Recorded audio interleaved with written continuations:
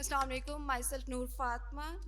Now, Dr. Yaqub Khan Bangish is the historian of modern South Asia. His current research interests lie in the emergence of Pakistan as a post colonial state.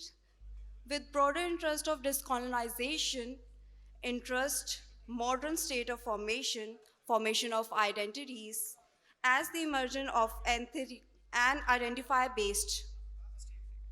Okay. Okay. I would like to invite him on stage. Thank you.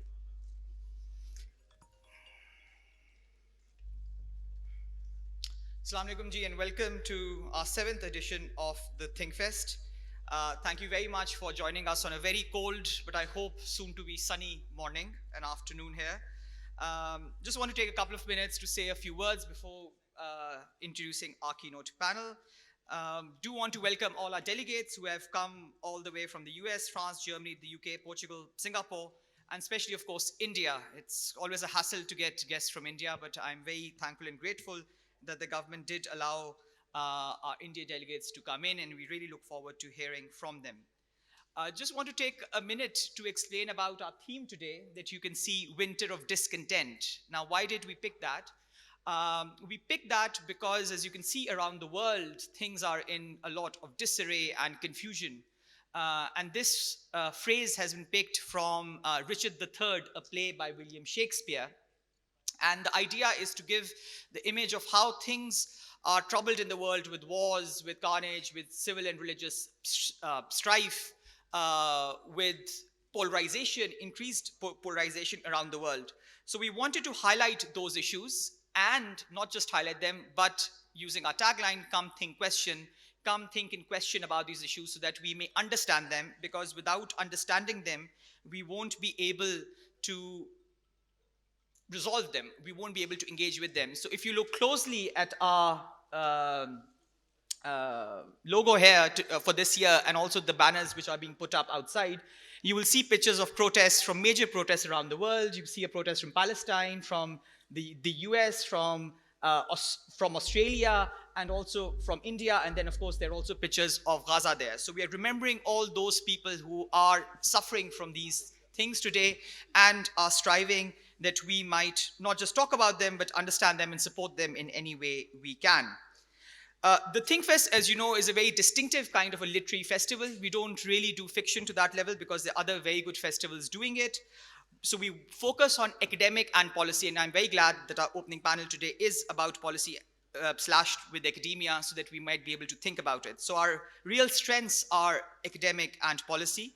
We are also multilingual. We don't have one language that we speak in. Of course, I'm speaking in English at this time, but people are free to speak in any language. We have panels in Urdu, Punjabi, and even one where a lot of Pashto will be used. So we are very multilingual, and we want to encourage all languages in equal measure. We also pride ourselves in being actually the only festival in Pakistan that I know at least, where there are no barriers. There is no separate speakers lounge, so speakers have to mingle with everyone, have to talk to everyone, because that is where the real conversation at times happens.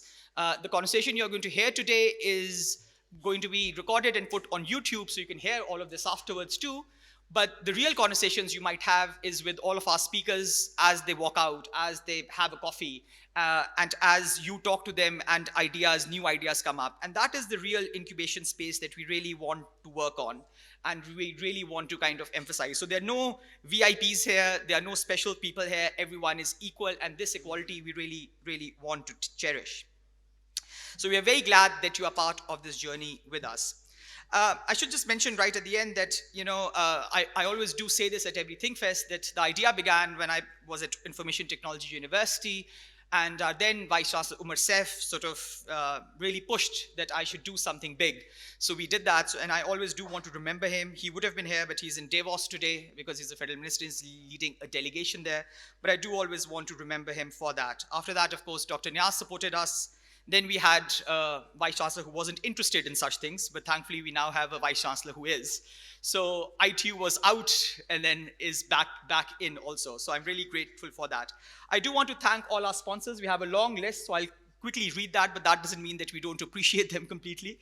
But you just want to quickly read them. Destinations, Daewoo, Sayed Engineers, Coca-Cola, the US Consulate General, of course, the government of the Punjab, Goethe Institute, the Embassy of Germany, the French Embassy, the European Union, Bank of Punjab, Alhambra, whose place we are in here and we're very thankful about, SOT Events, BNU, Tehzeeb, National Bank of Pakistan, Avari, United States Educational Foundation, the Wall City Authority, Zora and ZZ Emmett Foundation, Nestle, Al-Karam, Hilton, Pharma, and of course, ITU.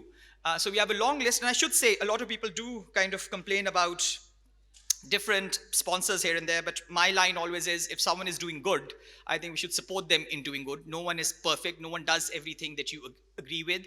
I'm sure a lot of our sponsors don't agree with what we do, in the same way we don't agree with everything what our sponsors does, but that's not the point. Full agreement is never the point, and actually one of the main points of the ThinkFest is to inculcate that you don't need to like someone if you agree with the person 100%. It's completely fine to disagree, but the most important thing is engagement, and that is really what we want to do here. And I do want to thank our committee here. It's a group led by a number of really good thinkers and intellectuals in Pakistan. We've got Najm Sethi here, who has been our chair for a few years now.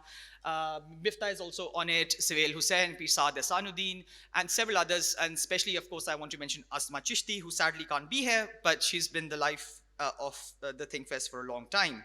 In terms of organization, I just want to thank our founding members here, Abraham and Hadi, who has now become a civil servant. So it's good that people are going places here, but he's back here. And the work continued by Janzeb, Hussain, Modin, and Kamran. Of course, Mr. Kamran has come all the way from Japan for the ThinkFest. So I think that's a great deal. And recently, of course, joined by Khan Shahram. And lastly, of course, I want to thank Khatija Amir and UCP for all the support that they give us. So thank you so much, all of you. Now, I have the great privilege of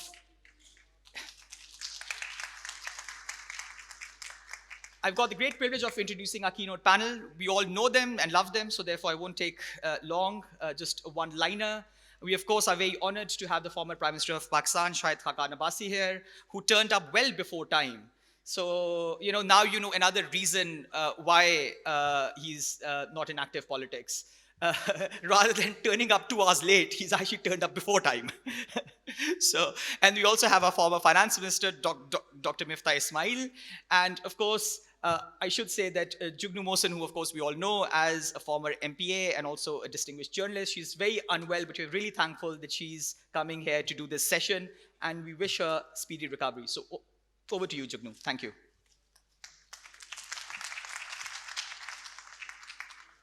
Ladies and gentlemen, you'll have to forgive my hoarse voice and occasional coughing, but that's the way it is these days in Lahore.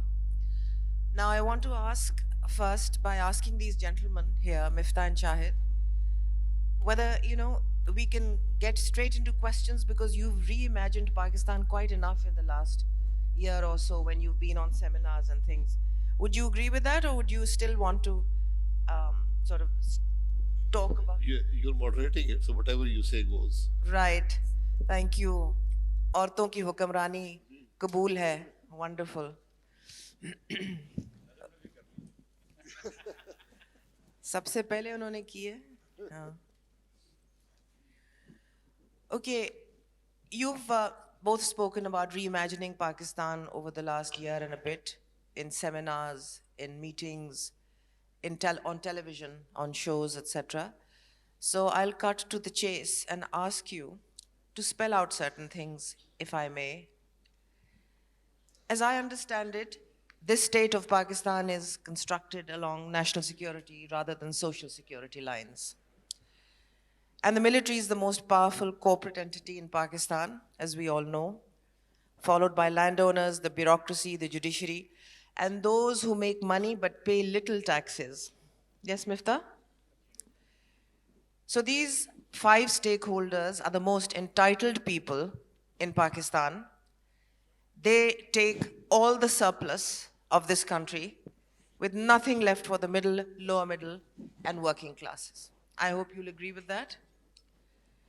So how do you reimagine a state where the distribution is fair and a country that's fair to its citizens? Broad question, asking for a broad sweep answer. Shahid, would you like to start? Thank you very much. The answer lies in the Constitution. We have a Constitution, it's a fairly explicit Constitution, and probably one of the most explicit in the world. It defines all relationships, it sets timelines, it sets procedures, how to do things. It even has all the oaths of office as part of the Constitution. It defines the limits of the federation, the limits of the provinces. So, despite that, we feel there's a need for a new social contract today. And I personally feel maybe not a need for a new contract, but serious amendments to this contract based upon what our experience has been in the last 76 years, and especially since 73 when this constitution came into being. I must say here that I think Pakistan needs the parliamentary system. I don't see Pakistan existing in its current shape in any other form of government. I'm a big proponent of this system because of our provincial diversities, of our ethnic diversities. I think this constitution addresses and makes everybody a part of that system. So that is very critical to me, at least, that this parliamentary system stay. But we definitely need a lot of amendments, the relationship with the military. As you said, is it a security state? I don't think so. It was conceived as a social state. But it's become one, hasn't it, over the years? It's become, over a period of time, the security imperatives have taken over. So I think that's where we need to go. We need massive reform. Pakistan, in every sphere of its system of governance, in its legal system, in its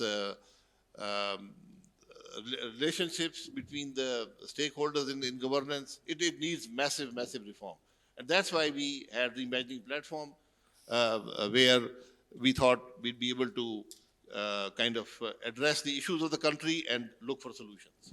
Okay, thank you. So that's a broad answer, and I'll turn to you, Miftah, for something more specific.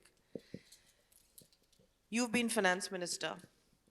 You've doled out large chunks of money to the institution that dominates Pakistan. So what role do you reimagine for the military? Thank you, Jugnu.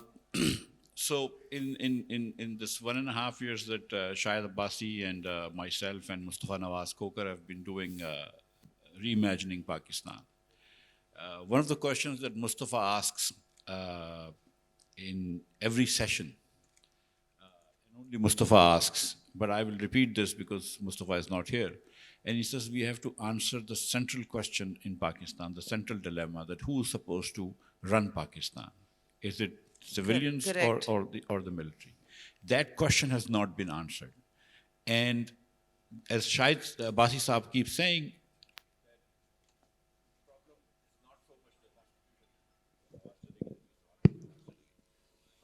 That's it's working. Yeah. It's working. Yours is working. So, as Shahid Abbasi keeps saying, that the issue is not so much the Constitution, the issue is not following the Constitution. That institutions and whoever gets the chance, whether it's politicians, whether it's ulama ikram, whether it's media, whether it's businesses, provincial governments, federal government, whoever gets a chance, they try to not live within the Constitution. Ours is a society or a constitution that has a lot of mistrust. When you write as many clauses in a constitution, that actually means that the people don't trust each other, so they write every possibility. That's why institutions are important around the world, because you cannot write a contingent contract for every possibility. So you have institutions that ensure that when possibilities arise that you were not originally thought of, that you can resolve those differences. We spell out everything, which is probably not a very helpful thing, but nonetheless we everything because we don't trust each other, the provinces don't trust each other, the provincial people don't trust each other, and even today, if you look at it, we don't have a local government, even though the Constitution specifies... We'll come to all that later, if I may interrupt. I'll come in 1 second to this. So the question is now that nobody works according to the Constitution. That is the problem. In terms of the money, I've been a finance minister and I've had the honor of presenting 2 budgets to the National Assembly of Pakistan. And I was asked this question a few days ago on a podcast as well about the Army's role. My issue is never with the Army's budget. The fact of the matter is that Pakistan spends less than $8 billion on the defense of Pakistan, and we are neighbors of India, which spends more than $64 billion. So we spend $1 for every $8 they spend. Given two unsettled borders with East and Afghanistan, there is going to be enough money required to run this defense. The issue really is not the army spending money. The issue is, and people talk about the army spending money because the issue really is the army's ingress in politics. This is what we need to resolve, not so much the money that they get. Right, so Shahid, how will you resolve that issue? How will you get the constitution, as you say, to be obeyed in letter and spirit? How will you put the genie back in the bottle?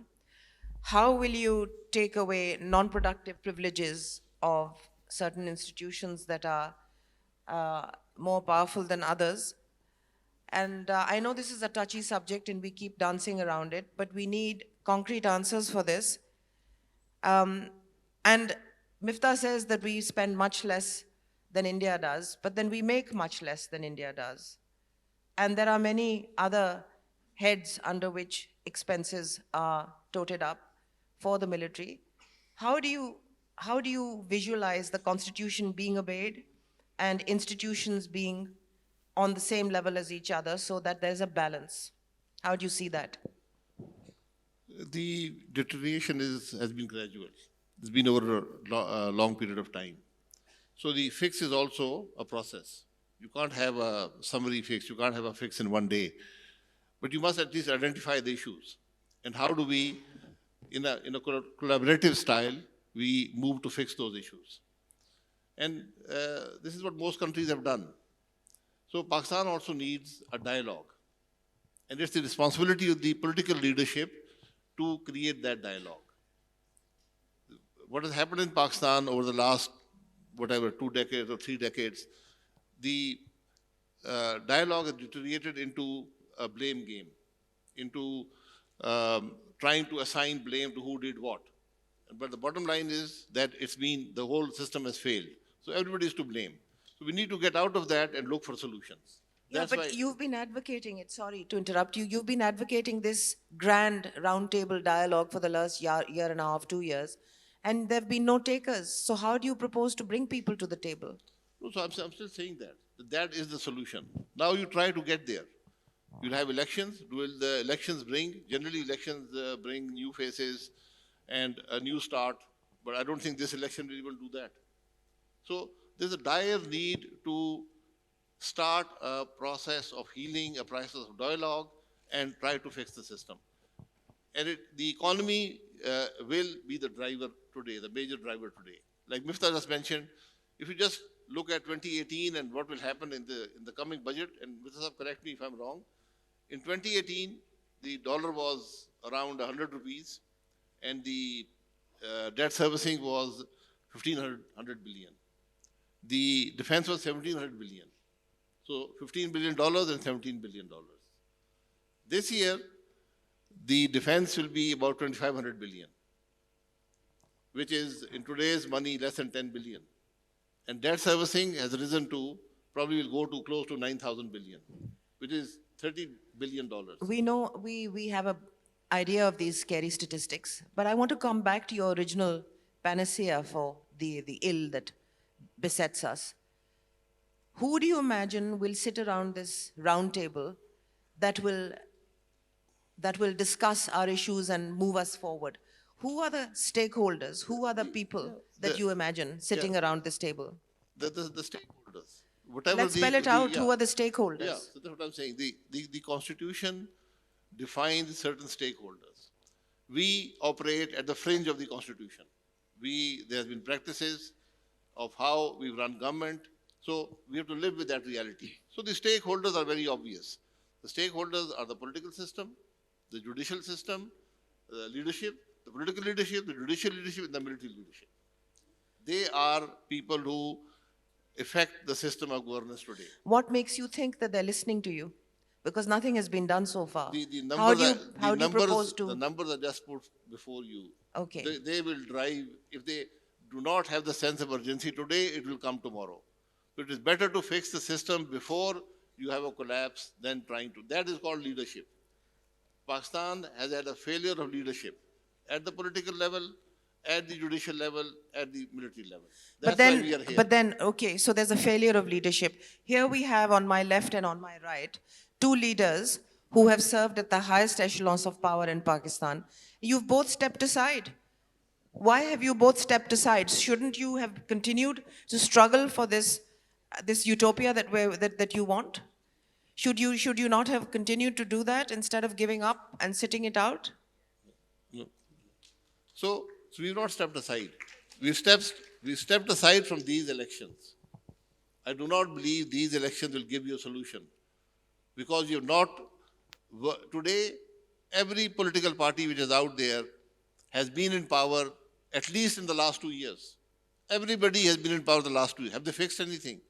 What have they learned in the last few months which will qualify them to fix the problems tomorrow?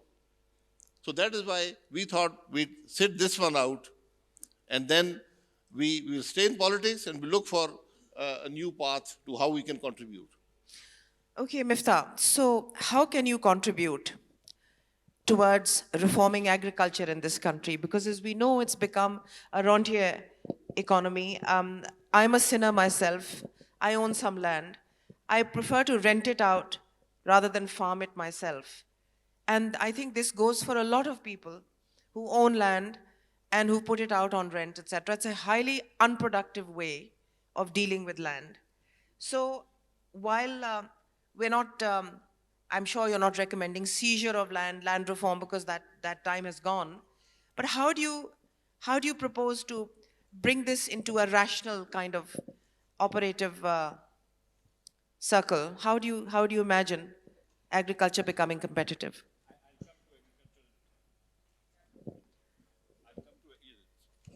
I'll come to agriculture in 1 minute. Let me just say that there is a serious myopia within our political parties and political leadership, so that those, for instance, PTI leaders who are bemoaning military's involvement in politics today were very happy with military's involvement in politics 2014 to 2018, and those who were talking about lamenting military's involvement in politics between 2014 and 2018 just have, switched sides. So politicians really live in a very myopic world, and I think that we need to have leadership that can at least think through beyond one election cycle. Yeah, I think we know that. So no, we know that. We know that, but we're reimagining Pakistan Yes, here. so we're reimagining Pakistan, and in reimagining Pakistan, we need to come up with some basic rules, which is a constitution, where these, where the rules of the game think beyond one election cycle.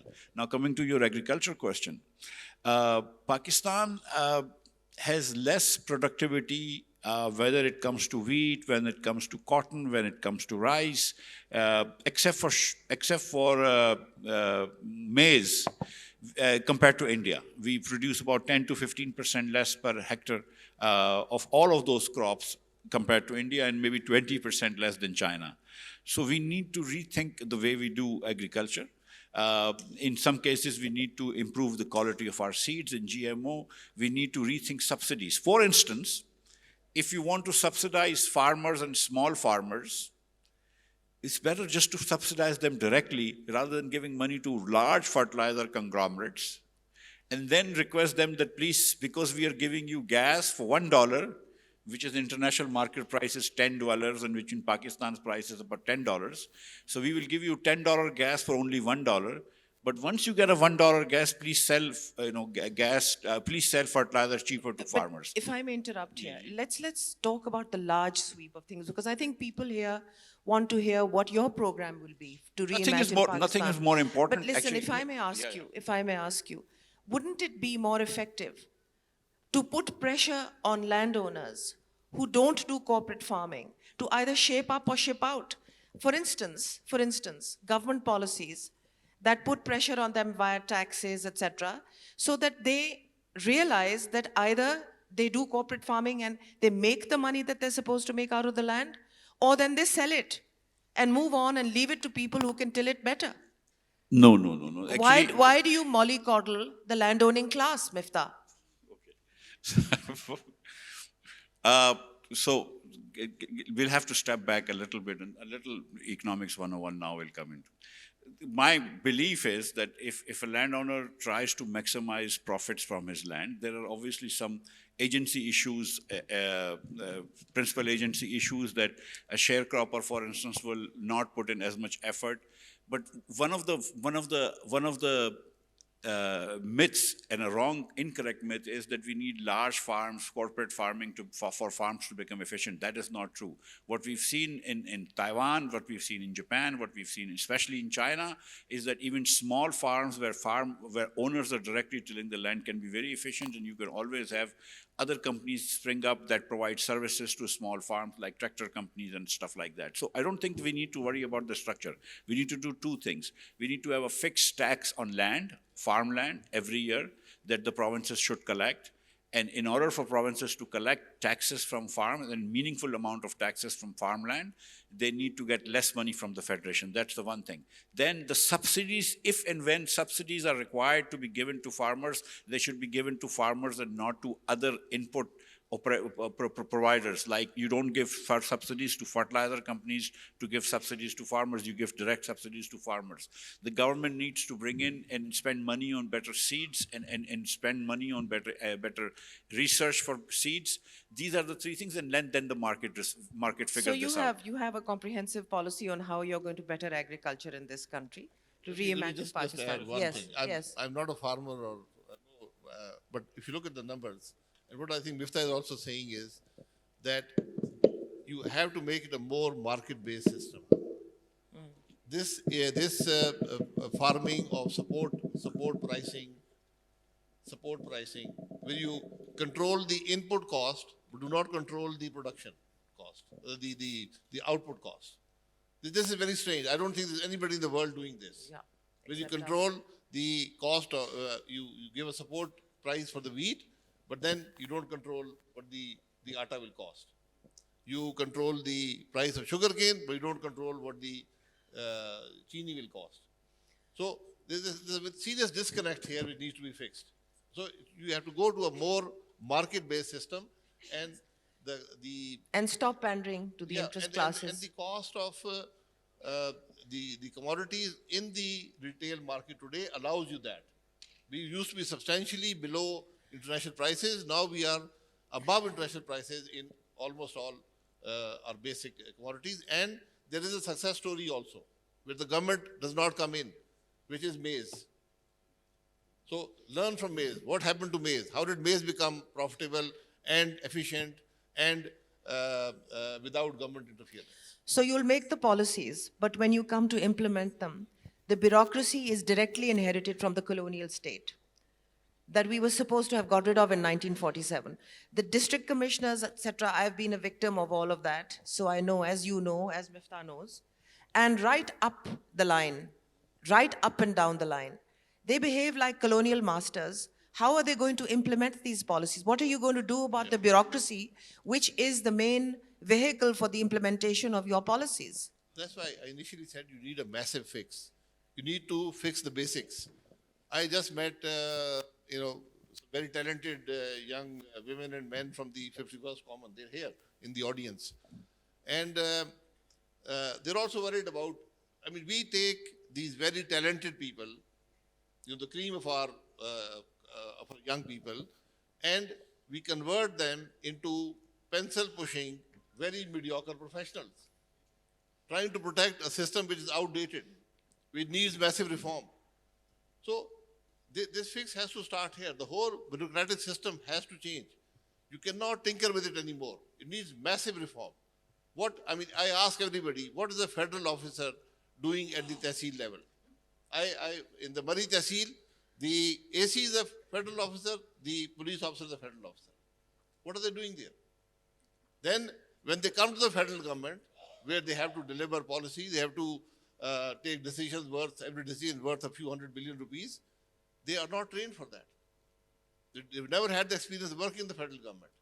So there's a very serious issue with how we manage the bureaucracy. And then, if I may add here, Miftah, having been at the receiving end, you know this as well, and I'm sure the audience is aware of this. There's so much corruption up and down the line, Shahid. So much corruption that every person is a stakeholder, right up and down the line. You know, I have seen in my last 5 years as an independent member of parliament, postings and transfers being sold for millions of rupees. And then I've seen those officials really kind of khalu dhed lete hain gareeb ki phir in order to pay for their postings and transfers. And then, you know, and they're so blatant about it. You ask somebody, आप SHO को पूछें कि आपने ये झूठी FIR क्यों काटी है किसी गरीब आदमी पे? और नहीं जी तुसी ओनू कला दे हो ते असी ओ खारिज करा देंगे. अच्छा, so if you are standing there with a stick in your hand, then you ensure कि उस गरीब आदमी की खाल नहीं उधेड़ेंगे. And if you look the other way, Shahid, they'll get 50,000 rupees off the poor man and खारिज करो दे. And the minute you say to the SHO, भैया इस गरीब कोलों पैसे क्यों लेने तू? और जो तुसी पता नहीं किस दुनिया च रहंदे हो, मैं तो उत्ते देने ने, अद्धे मैं उत्ते देने ने. DSP ਨੂੰ ਪੁੱਛੋ, ਉਹ ਜੀ ਅੱਧੇ ਮੈਂ ਉੱਤੇ ਦੇਣੇ ਨੇ. DPO ਨੂੰ ਪੁੱਛੋ, ਅੱਧੇ ਮੈਂ ਉੱਤੇ ਦੇਣੇ ਨੇ. Right up to the IGP. For God's sake, I've seen all this happening, Shahid. And the DC is like a lat sahab in a district. How are you going to reform this system? Local government. One answer, one word answer. I mean, seriously. Okay, what's the one word answer? I mean, local government is the only answer to that. An empowered local government, elected, empowered local government. There is no reason why a federal government employee or a provincial government employee should be doing these things. This is, the service providing level of the government, the suffering providing part of the government is local governments, which should provide health, education, etc., etc. That's now become, you know, a tool for political influence. So you have, first you used to have, before the concurrent list was disbanded, a federation controlled from Islamabad, and now you have 4 power centers in Karachi, Lahore, Islamabad, and, Karachi, Lahore, Quetta, and Peshawar. And unless and until you take power to the local level so that Thanedar, SHO, वगैरह, their bosses are the mayors of those small towns and tehsils and districts, and they have to go in elections. How many times have we heard this before? I'm sorry to interrupt you. You were part of a government that did away with a perfectly sound local bodies government system that General Musharraf had set up. That's the one good thing he did. You people came to power, and then you did away with it. What's the explanation for that? You're talking about empowering people at the local level. Absolutely, everywhere in the world, facilities and services are provided by people at the grassroots, in the local governments and by local authorities. Not in Pakistan. Even in India, you have a Panchayat Raj. But you have a functional local body system. In the 2000s, in the first decade, it works very well. Zilla Nazims, district Nazims, etc. सब आप लोग आए हुकूमत में, आपने उसकी छुट्टी करा दी. फिर आप कह रहे हैं कि हम बनाएंगे आगे. जवाब दें सर आप. आप जवाब दें जी. No. You need a bigger fix. Let's talk about the Musharraf local body system. You are creating fiefdoms in this country. People were leaving their MNA elections, their MP elections to become Nazims. Why? Because of corruption. The authority and the corruption. People were having one guy, one person of the family as a politician, the other one as a Nazim, the third one as an officer in the same district. Sir इस बार 4 खोकर PMLN से और 2 खोकर PTI से लाहौर से election लड़ तो रहे हैं. और कोई जीते ना जीते, खोकर जीत जाएंगे. खोकर जीत जाएंगे. मैं आपसे ये कह रहा हूँ कि देखें, you cannot tinker with the system anymore. You need a completely new system. I'm a big proponent of new provinces. These provinces are not manageable. They have failed. But we have a lot of sensitivities about provinces. Why? Can somebody explain that to me? This system is not working. Muftah loves to talk about local bodies. There's a natural conflict between the MNA, MPA, and the local body guy. Because it's a politics of patronage. It's the same resources. Either I will use them or he will use them. Right, Or I have Shahid? authority You over them. know, you've been Prime Minister. Sorry to interrupt you. Who dispenses this patronage? It is a policy of every government, whether it's federal or it's provincial, to dole out development contracts to their MNAs and MPAs. What business, I ask you, Yeah. do MNAs and MPAs have in deciding and doling out development contracts for their constituencies? They should be legislating. Can I just say this? اور ہر government یہ کرتی ہے. دیکھیں, the fact is, جگنو, کہ اگر آپ اپنے علاقے کے فارمرز کے لیے انٹرسیڈ کر رہی تھی ایس ایچ او سے, دیٹ مینس کہ الیکٹڈ لوگوں کو زیادہ فکر ہوتی ہے کیونکہ ان کے ووٹس ان کو چاہیے ہوتے ہیں. یہ میرے خیال سے غلطی تھی پرویز مشرف کا سسٹم ختم کرنے کے لیے. ایک سسٹم میں اگر کوئی خرابی تھی تو اس کو تھوڑا سا آگے پیچھے ضرور کر سکتے تھے, لیکن اس کو کمپلیٹلی ڈسپینڈ کر اور واپس سے وہی جو پاور ایم این ایز اور ایم پی ایز کو دے دیا ہے, بیوروکریسی کو دے دیا ہے, وہ غلطی تھی. کیونکہ وہ پاور آپ نے اس سسٹم کے لیے دوسرا سسٹم نہیں لے کے آیا, آپ نے تو پاور ضم کر لیا اپنے پاورز میں. تو دس از اے مسٹیک, میرے خیال سے 100% مسٹیک کہ آپ لوکل باڈیز کو آپ نے ختم کر دیا ہے. پاکستان کے اندر اگر آج, and I will repeat these statistics, I always do what I need to, اگر 78% 10 سال کے بچے 2 جملے کسی زبان میں نہیں پڑھ سکتے اور اگر 58% بچے ویسٹڈ یا اسٹنٹڈ ہیں, تو ظاہر ہے کہ ہماری سمت صحیح نہیں ہے. ظاہر ہے کہ ہم جو کر رہے ہیں وہ غلط کر رہے ہیں. کوئی جاہل ملک جو ہے وہ امیر نہیں ہو سکتا. یہ نہیں ہو سکتا پاکستان کی پوری قوم جاہل رہے اور ہم پاکستان ترقی ہو جائے, یہ ہو نہیں سکتا. پاکستان کے اندر اگر آپ نے تعلیم دینی ہے اور اگر آپ نے صحت دینی ہے تو آپ کو لوکل گورنمنٹ کو امپاور کرنا ہوگا. کوئی سسٹم ہو, امپرفیکٹ سسٹم ہی ہوگا, ہیومن بنا ہوا سسٹم امپرفیکٹ ہی ہوگا, لیکن کسی سسٹم سے سٹارٹ کرنا ہوگا اور پاور کو نیچے تک ڈیوالو کرنا ہوگا. اگر آپ پاورس کو نیچے نہیں ڈیوالو کریں گے تو پھر یہی ہوگا جو آپ کہہ رہی ہیں کہ جو ایم این اے ہے, ایم پی اے, وہ اپنی اسکیمز کرتا ہے, جو بھی اس کے اندر جو اسکیمز کرتا ہے. اور اس میں آخری بتا دوں کہ بلوچستان میں 2013 کے بعد 3000 اسکولیں بنی ہیں, 2700 اسکولیں اس میں خالی پڑی ہوئی ہیں. وہ ایم پی اے اور ایم این اے کی اسکیموں میں اسکولیں بنی ہیں. 3000 اسکولوں میں سے 2700 اسکولیں خالی پڑی ہیں اس ملک میں, جہاں پہ 2 کروڑ 80 لاکھ بچہ, 2 میں سے 1 بچہ اسکول میں نہیں ہے. اچھا, تو آوے کا آوا ہی بگڑا ہوا ہے نا شاہد, آوے کا آوا ہی بگڑا ہوا ہے. آپ لوگ جب اسمبلی میں بیٹھتے ہیں, جب حکومتوں کا حصہ ہوتے ہیں, تو آپ کیوں نہیں اس کے بارے میں کچھ بات کرتے کہ نہیں ان کو فنڈنگ نہیں ہونی چاہیے, ایم این ایز اور ایم پی ایز کو فنڈز نہیں دینے چاہیے؟ وہ ایک کلیکٹیو سوچ ہے کہ ہمیں بھی سیاست کرنی ہے, پیٹرنیج کرنی ہے, یہ آپ مت دیں. اور 30% اس کے اوپر کمیشن کھانی ہے تاکہ ہم الیکشن کے اوپر پیسے لگائیں اور پھر ہم اور پیسے بنائیں. آپ اس کو ختم کر دیں. اور یہ ختم جو ہوگا, جس طرح ہم prime minister, we talk about the prime minister. Prime minister is not a monarch, he does not have absolute powers. I have attended meetings for years and decades now where the PM or the CM is talking absolute nonsense. And the bureaucrats sitting there, federal secretaries, provincial secretaries, they take it as the absolute gospel and they start implementing it. And when you leave the room and you ask them, yaar, ye to bilkul galat hai, hoga hi nahi, kehte hame bhi pata hai ki nahi hoga. Lekin ab sahab ka hukum aa gaya. This system has to change. یہ آپ تو M N A M P A بالکل مت دیں, funds مت دیں, پھر کسی کو مت دیں. Then have a system of spending اور developing the province. It can't be کہ Jugnu Mohsin goes to the chief minister and she gets 20 roads in her constituency and Miftah Saab gets nothing. So he'll be running around trying to get his 20 roads also. So there has to be a system of how you develop something. Today the system is a pure patronage. یہ لے جی آپ پیسہ لے لیں. Yeah, it's all patronage. I must say the money is not given to anybody. They're not given contracts. They just identify schemes. But most of them are Well, not I mean, efficiently effectively, and the public should know this, they are getting the contracts. They are getting the contracts. 1 ارب روپیہ آپ ایک M N اے کو دیتے ہیں 1 سال کا, یا ایک ایم پی اے کو دیتے ہیں 1 سال کا. وہ سارے کانٹریکٹس, وہ سارے جو کام وہاں ڈیولپمنٹ کے ہوتے ہیں, وہ خود آئیڈینٹیفائی کرتا ہے.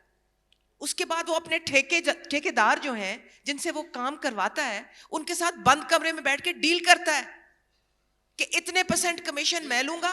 شاہد جسٹ اے سیکنڈ, ایسے لوگ ہیں نہیں. یہ زیادہ تر ایم پی ایز اور ایم این ایز اسی طرح ہیں, آپ کی طرح کے یا ان کی طرح کے. آئی واؤچ فار مائی سیلف, میری طرح کے چند لوگ ہوں گے جو اوپن ٹینڈرنگ کرواتے ہیں کنٹریکٹر سے, باقی سب بند کمرے میں بیٹھ کے. اور آج آپ کن کے ٹکٹ ہولڈرز کو دیکھیں دونوں پارٹیز کے, بہت ہی کم ان میں سے لوگ ہوں گے جنہوں نے یہ کام نہیں کیا, جنہوں نے اوپن ٹینڈرنگ کروا کے سیونگ کروا کے پبلک کا جو پیسہ ہے وہ بار بار ضائع نہیں کیا. اس کو آپ لوگ چھیڑتے ہی نہیں اس سسٹم. میں پھر کہتا ہوں, اور we are the only country in the world which has a dedicated body to probe corruption by public office holders. Wow. What has that body delivered? What has that body delivered? That body itself is the most corrupt body in Pakistan today. Exactly. I mean, we are just fooling ourselves. آپ نے corruption پکڑنی ہے, corruption پکڑنا بڑا آسان ہے, tax law سے پکڑیں. آپ پیسہ بنا سکتے ہیں, پیسہ چھپے گا نہیں. اچھا چلیں, کنزمپشن میں نظر آئے گا, چلیں ہم نے کرنا نہیں ہے. یہ آپ ری امیجن ایک ہی حصہ آپ کا ہے نا کہ tax use tax, make everybody who has a شناختی card into a potential taxpayer. تو ایف بی آر کی ریفارم کے بارے میں بات کریں گے. ایف بی آر کا ریفارم ہے, ایف بی آر کو نکالنا اس نظام سے. اچھا چلیں, یہ ایک ری امیجنیشن تو یہ ہو گئی. دوسری بات, the elephant in the room, like that the unaccountable institution that we talked about earlier, we dare not use the name, but however the other elephant in the room, Shahid, manage that relationship. It has taken decades to get there. You have to get it back. It'll take time. It's a process, but manage that relationship can be managed. Let me talk about the other elephant in the room. The other elephant in the room is your rampaging population and your abysmal economic growth. Seen together, Miftah, it's a horror story. Nobody can talk about population growth. Let me tell you, even in the constituencies in the rural areas, when I go to my constituency and I say, after every meeting that I have, I hold up my hands and I say, ایک بڑی دے انہیں ہی بچے ہونے چاہیے نے جن نے اندے ہاتھ نے. And everybody turns around to me and says, why do you say these things? This will cost us votes. And I say to them, you cannot afford these children that you are producing. You can't give them food, you can't give them education, you can't give them health. And they say, اے گلا نہ کیتا کرو, دو ہتھاں دے وچ 10 انگلاں ہوندیاں نے.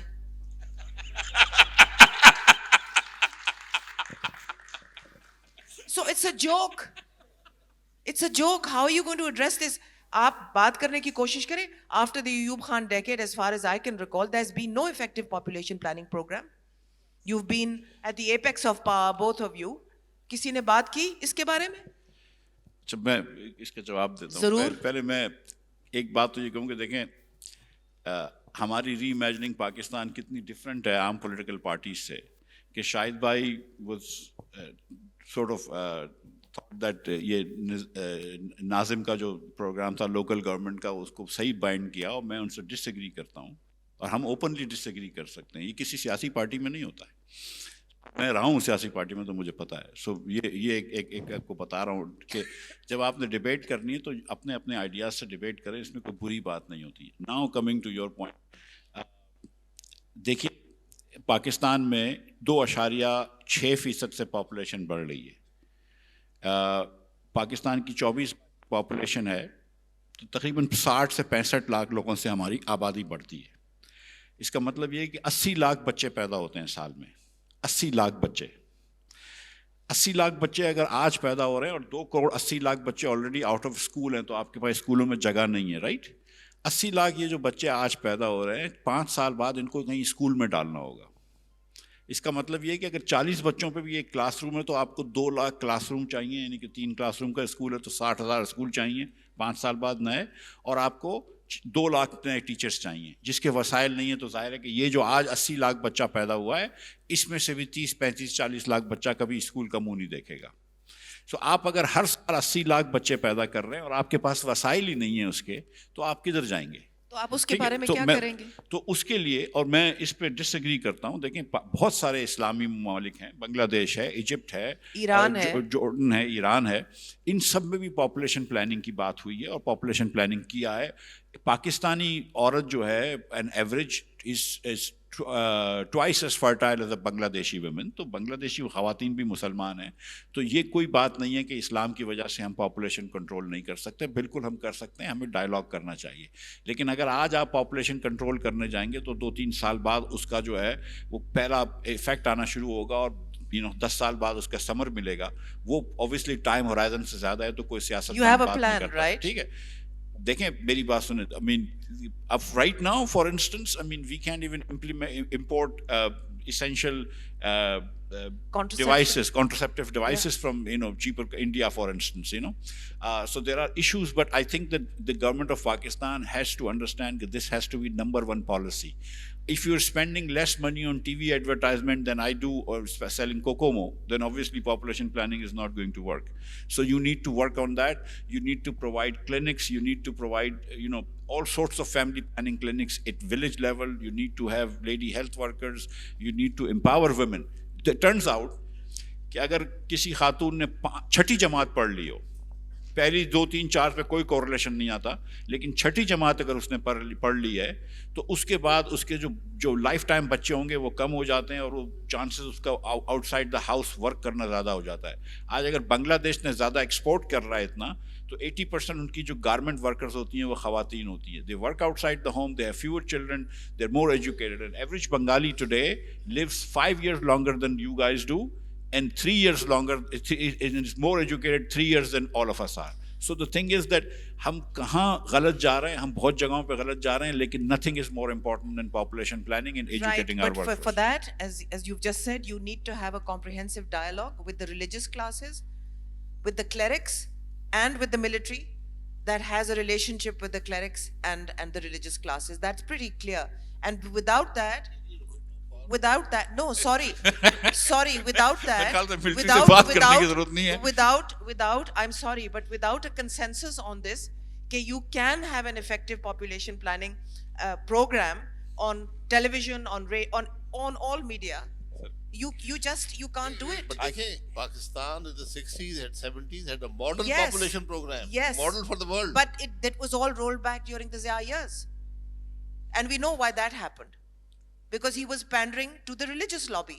So don't say there's no disconnect. There is a connect there. I'll move on, Shahid, to the next question. Can I just tell one anecdote on this? Sorry. Chalo nahi. Just a second. You can do the anecdote later. I do. So now I need to. So Shahid Bhai and I and Mustafa Nawaz were in Quetta for a reimagining seminar.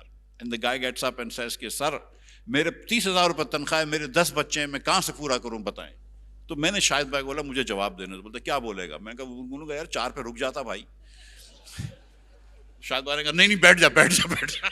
There you go. So related to that is the question of education. And I'll put that to you, Shahid. What is the role of secular education in Pakistan, in your plan? And I'm using that word deliberately here because that is by that I mean the level of education that is internationally acceptable and makes us globally competitive, as are the Indians and the Bangladeshis. What is the role of that kind of education in your reimagination? It's a very basic question. Today we have 5 systems of education. We've allowed 5 systems of education in the country. Our own system, which is the FSC and the metric in the FSC system, in my opinion, the quality has become very, very low. It is failing. And every government that comes around, they concentrate on creating a curriculum. I personally do not agree with that. I think we need to fix the examination system. We need to fix what we test people on, how do we test them? Because then the curriculum will gravitate towards following the examination system. That is where we are failing. Your boards are completely useless. They do not test anything. They just test what you can remember. So we need to fix that. That's our basic system. Then we allow the American system, we allow the international IB, we allow the O-level, A-level, we have the madrasa system. You can't ban any of them, but you need to regulate them to improve quality. And again, the quality will be improved when you gravitate towards, you create an examination system which tests the skills needed in today's world. That is what we need to do. Without the empowerment of women, you've just spoken about the example of Bangladesh. Without the empowerment of women, no country can take off, as we've seen. How do you intend to do that, Miftah? I think दो ही चीज़ें हम कर सकते हैं. To be very honest with you, that the government can do. I mean, the cultural change के अंदर I don't think the government has any business trying to affect cultural change in a wholesale manner. One, education. कि education आप ख़वातीन को ज़्यादा दें, और number two, reduce the number of children born per women. अगर आप population planning करेंगे और education करेंगे तो automatically ये होगा ही जब women empowered हो जाएगी. जब तक ये नहीं कर सकेंगे तो आप नहीं मतलब आप सीरियसली वुमेन एम्पावरमेंट नहीं होगी तो आप आगे नहीं बढ़ सकते. ये सिर्फ कहने की बात नहीं है, ये क्लीशे नहीं है, ये बात सच है, और उसके लिए तालीम देना ज़रूरी है और fewer kids.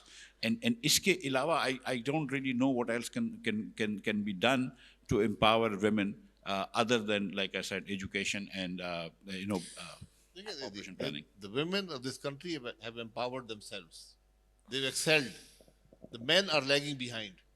You go to any medical college, look at their intake. Wherever they have opportunity, Shahid. Yeah, but the vast majority is deprived of the opportunity. Provide them the opportunities. They've taken care of all the other issues. You have to provide the opportunities and they'll come with economic growth. I go to this petrol pump to fill my car. So I told the guy, I met the owner one day and I said, why don't you hire female employees?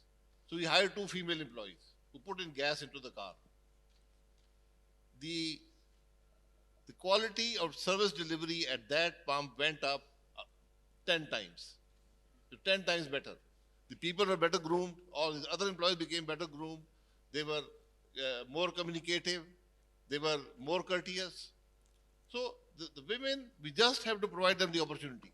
The rest, they've taken care of. Well, that's a very broad sweep. Provide them opportunity, etc. Khair, when you put out your manifesto, when you launch your new political party, Shahid, which I believe is on the way. Manifestos are all the same. Oh, but if you want to reimagine it, then we need to know what the small print is. So we're talking in a broad sweep here, and that's what the way we should be talking here.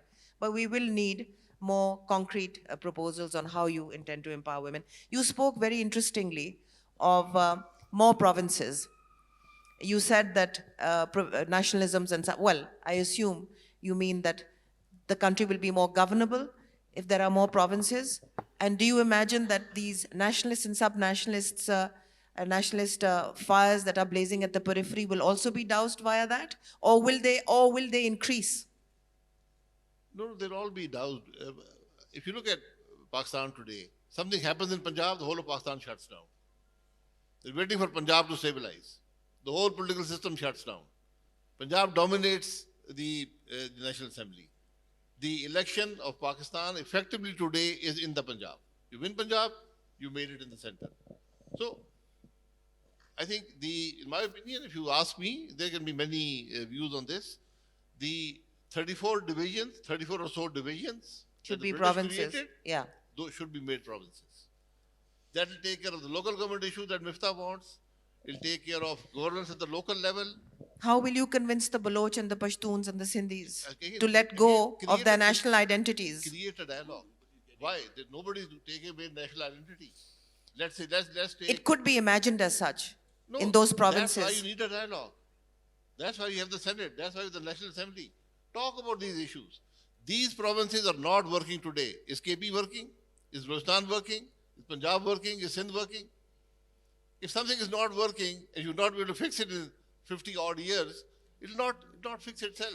Okay, so then you expect these current stakeholders who are all invested in the provinces as they are, in the system as it is, to sit down and revolutionize it in terms of, sort of cutting down on the very thing, on the very platform on which they're standing. ये 38 provinces अगर बन गए ना, तो इन्हीं stakeholders का power आप मुझे बताएं, decimate नहीं हो जाएगा? तो वो खुद करेंगे अपने आप को. Create a dialogue at least. We are shy of creating a dialogue. I mean, I'm just saying this. Did the FATA amalgamation happen or not happen? It did happen. The Against 18th Amendment had. the 18th Amendment also happened. So I'm not saying that these things are not possible, but I'm just asking you to be realistic and tell me how you imagine this is going to take place, because we know we need. It won't happen tomorrow, but start the dialogue today. Let's start talking. Let's look at the pros and cons. You need a fix. This is not working. This system is not working. Okay, so am I right in concluding, Miftah, that you are going to continue the process of reimagining Pakistan as you've done in your seminars and in your programs, etc., possibly launch a political party, possibly put out a manifesto that addresses these issues, and thereby bring pressure to bear from the outside with civil society on the stakeholders who are supposed to have this grand dialogue? Is that what's proposed? Is that what you're thinking? That's the purpose. That's why we are reimagining Pakistan, to talk about issues, to look at solutions. So if it gravitates into a political party at some point in time, that's the purpose also. Okay, now I just want to know how much time we have. We're ahead of time. Last question then. Very last question. Gentlemen, you've both been at the very heart of the power equation over the last many years. Shahid, you, in your case, many years. And in Miftah's case, some years, right? Both of you. उस वक्त आपने ये काम नहीं किए तो will you, if you get the opportunity, आप कैसे करेंगे? देखिए,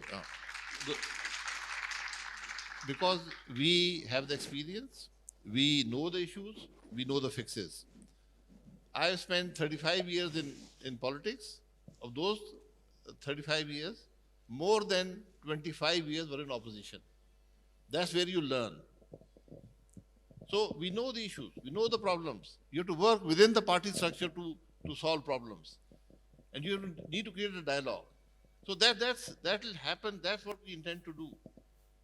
Again, the system that you have today, I don't see any political party gaining a majority in the foreseeable future in Pakistan. It's too fragmented. So, which is actually a good thing.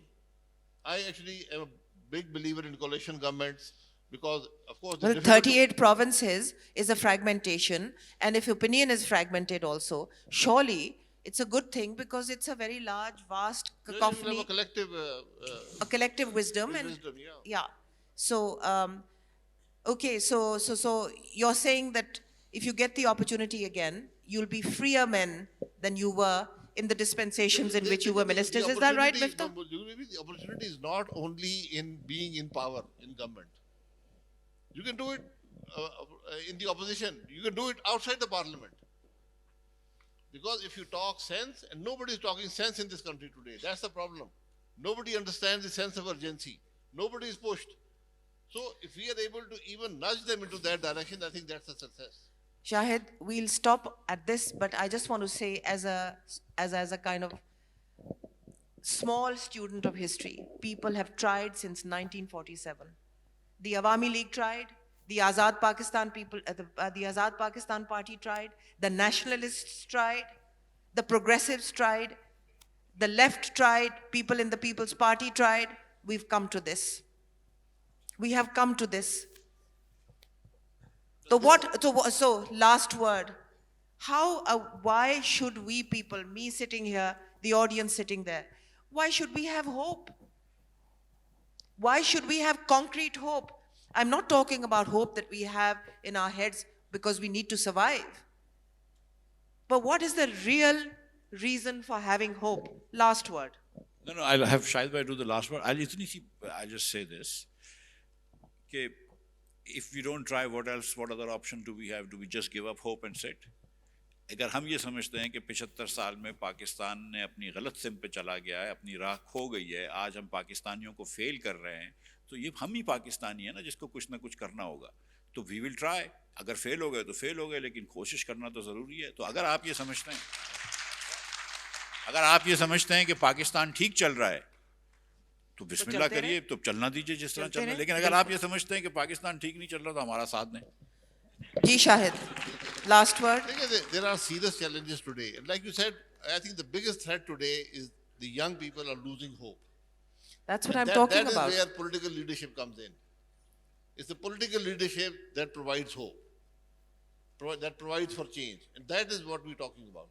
Well, very good luck to you both and to your other party members and in fact to civil society, to Pakistan. Thank you so much. Does the audience want to?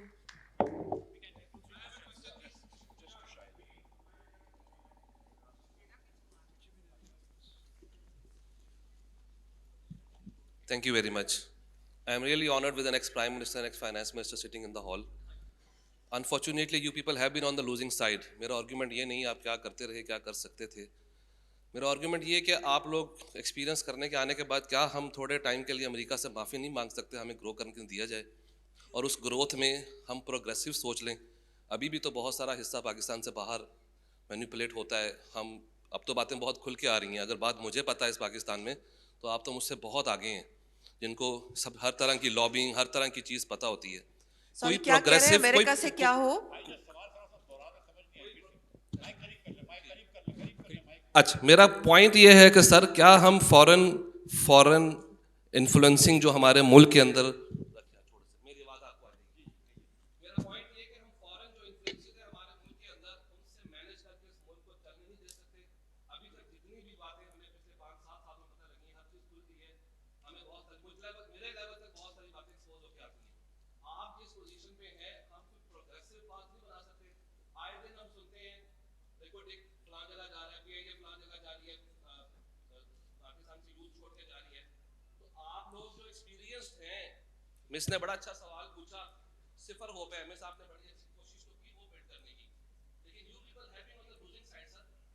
Why there is a point कि आप लोग ऐसी कोई strategy क्यों नहीं बनाते. Sir ने बात कर दी 38 4-5 सुबह चलते नहीं हमसे, हम 38 चला लेंगे.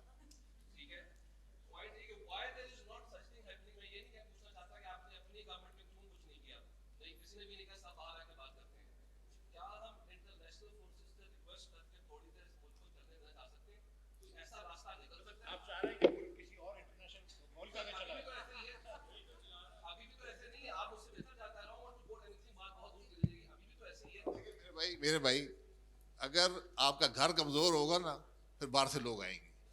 अपने घर को दुरुस्त करें फिर आप दूसरों से बात कर सकते हैं. ये बाकी बात सब कहानी I think, can we move on to the next question, please? सवाल आपका समझ गए. Thank you.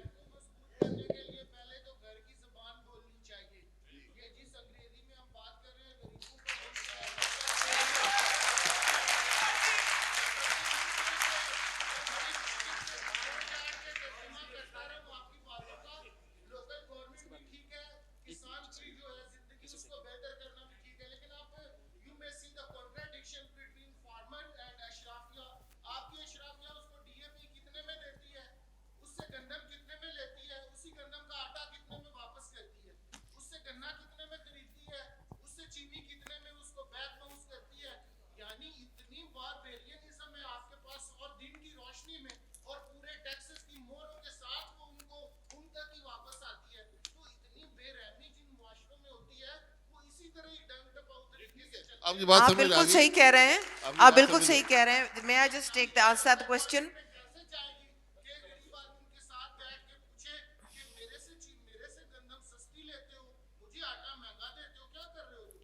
आपकी बात सही, आपका गुस्सा बजा. हमें सिर्फ जो जब शुरू किया था याकूब बंगश ने इंट्रोडक्शन शुरू की थी तो उन्होंने फरमाया था कि जिस ज़बान में चाहें बात कर सकते हैं, और उन्होंने क्योंकि सारी प्रेजेंटेशन अंग्रेज़ी में की तो इसलिए हमने ये बात वहाँ से शुरू की, लेकिन बीच में हम अपनी ज़बान भी बोलते रहे तो इसलिए ये बात हुई. लेकिन आप बिल्कुल सही फरमा रहे हैं. मैं भी एक दही इलाके से रहती हूँ, एक ताल्लुक़ रखती हूँ. आप बिल्कुल 100% सही बात कर रहे हैं. बहुत एक्सप्लॉइट होता है फार्मर और इनके पास कोई सोल्यूशन नहीं है इसके लिए. Ma'am, I have a question. Can I have a question? Ji Here. Ji. Ma'am, as Pakistan is more populated than the Western and European states, except USA. So why the institutes, educational institutes in Pakistan are not as much as in Western states and European states? As Miss said, यहाँ तो खाल उतार लेते हैं faeces पे भी और सब चीज़ जो भी मतलब लाइक आपके फाइनेंस भी यहाँ कवर नहीं है ज़्यादा, और एजुकेशन जो है सिस्टम है वो भी इतना ज़्यादा लाइक कोई कोहेरेंट नहीं है. So what do you say about that? اور پلس ایک اور چیز, جو برین ڈرین پاکستان میں اس وقت چل رہا ہے, سب جو ہیں جتنے بھی اسٹوڈنٹس ہیں وہ باہر جا رہے ہیں. Do you have any policy about that? Thank you.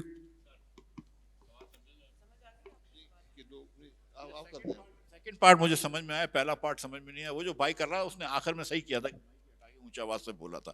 تو پہلا والا پارٹ ریپیٹ کر دینا. سیکنڈ والا پارٹ جو آپ پوچھ رہے ہیں, اور آپ کے پیچھے ڈاکٹر پرویز ہود بھائی بیٹھے ہوئے ہیں, سو ان کے سامنے میں تعلیم کی پالیسی کے بارے میں بات کیا کروں گا.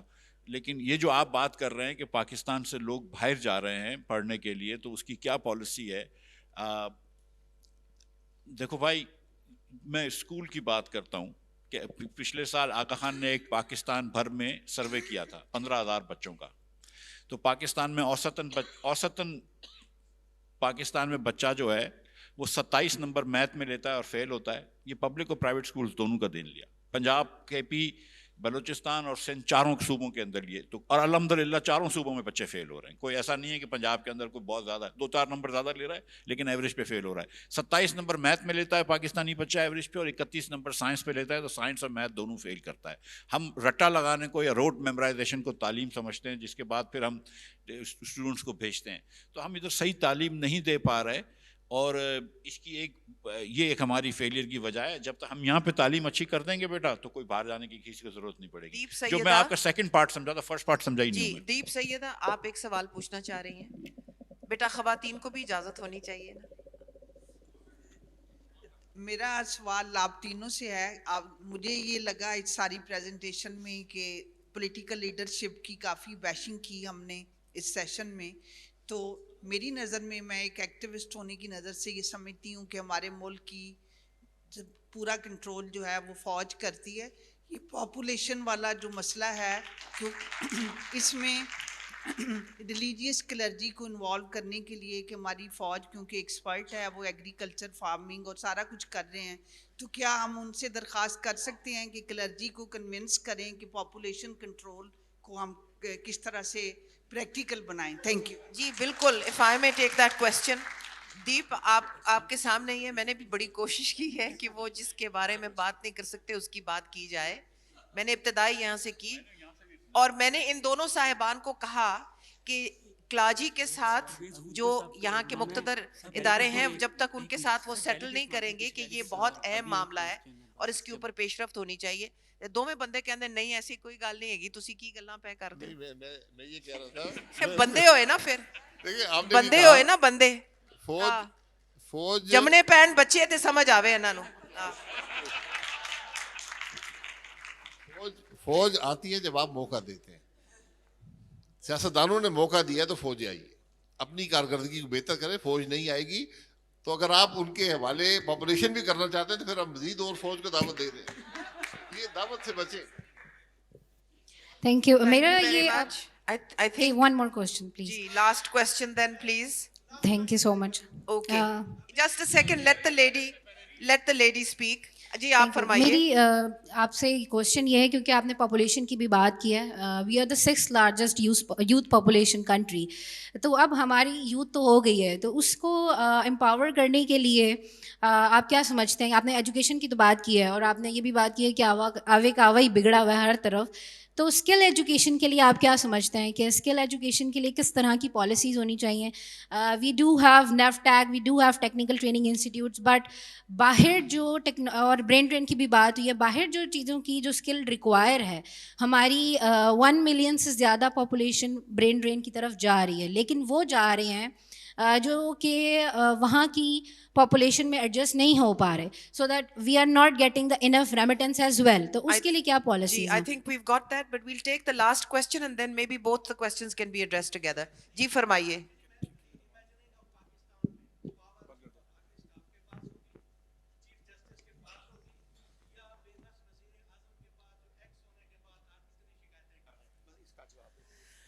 Thank you, that's rhetorical. I think میں شروع کرتا ہوں. میں آپ کے سوال پہ بھی آتا ہوں. دیکھیں میں جو شروع میں نے پہلی بات کی تھی نا, اور جو مصطفیٰ نواز صاحب کھوکر کی بات تھی, very briefly. کہ سینٹرل ڈیلیما پاکستان کا یہ ہے کہ آپ نے یہ طے کرنا ہے کہ ملک کون چلائے گا. آپ کا مقتدر ادارہ چلائے گا یا لوگ چلائیں گے. ویک وزیر اعظم جو ہے اس کو بیسکلی الیکٹ کرا جاتا ہے نا, لوگ الیکٹ کرتے ہیں. سو آپ نے یہ فیصلہ کرنا ہے کہ کون چلائیں گے, لوگ چلائیں گے, چاہے وہ صدارتی نظام ہو, وزارت عظمیٰ کا نظام ہو, یا جو بھی نظام ہو, کیا لوگ چلائیں گے یا مقتدر علاقے وہ چلائے گا. یہ تو پہلے ہم نے کہا تھا کہ سب سے پہلے, اور جو شاہد بھائی بات کرتے ہیں کہ آئین تو جیسا بھی ہو کم از کم اس پہ عمل تو ہو, تو اس کا مطلب ہی یہ ہے نا. تو ہم تو یہ بات سمجھتے ہیں کہ ملک کے اندر ایک آرمی کا بہت انفلوئنس ہے, انگریس ہے, اور وہ پالیٹکس کے اندر انگریس نہیں ہونا چاہیے. جو ہم سیاستدان کو بیش کر رہے ہیں وہ یہ کہ 2 سال 4 سال پہلے کسی کا کچھ اور نعرہ تھا کہ آرمی بہت بری ہے, آرمی کے سیاست میں نہیں ہونا چاہیے. آج وہ آرمی کے لیے تالیاں بجا رہے ہیں جو جن کے لیے 4 سال پہلے ہسٹری ایجاد ہوئی ہے, کہ جو 2018 سے پہلے تاریخ ہی نہیں تھی. وہ آج سمجھتے ہیں کہ ان کے ساتھ ظلم ہوا ہے. وہ ایم آر ڈی کی موومنٹ کا 83 کا بھول گئے کہ ایم آر ڈی کے اندر کتنے لوگوں کو مارا گیا تھا. اور 50-60 کی دہائی 70 کی. جی بھائی مجھے بات کرنے دو, تھینک یو. تو وہ یہ سب کو یاد رکھنا چاہیے.